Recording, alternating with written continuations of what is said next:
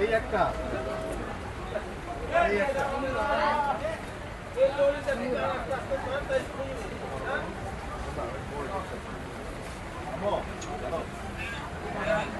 গরু আমার ভাই কিন্তু এরা কিনছে ভাই। না না কিনি নাই মা কিনি নাই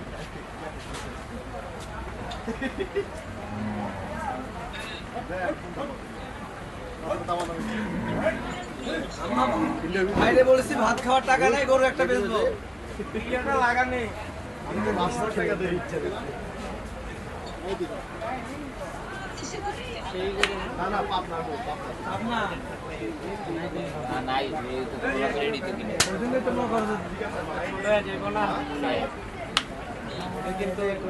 দাম তো ভাই চায়, আমি দাম কইনি আন্তরি নিয়ন্ত্রণের মধ্যে আছে। দেখাই ক্যামেরা একজন হেয়ার ক্যামেরাম্যানও ভাই আইসে ভাইয়ের কাছে বলছি ভাই একটা গরু বেচবো, ভাই ভাত খাওয়ার টাকা নাই। ভাই তার আম্মারে ফোন দিছে, আম্মারে কইছি সময় সংবাদে নিউজ টিভিতে বলে দেখতে পারবেন। আম্মারে কইছি আম্মা ভাই দুইটা গরু দেখছে, এখন কোনটা নেবেন নিয়ে যান, আমাকে টাকা দিয়ে যান, আমি এটা গরু দিই ভাই রে। মা কোনটা পছন্দ হয়েছে কম? আচ্ছা দেখতেছি আমি, ঠিক আছে ঠিক আছে।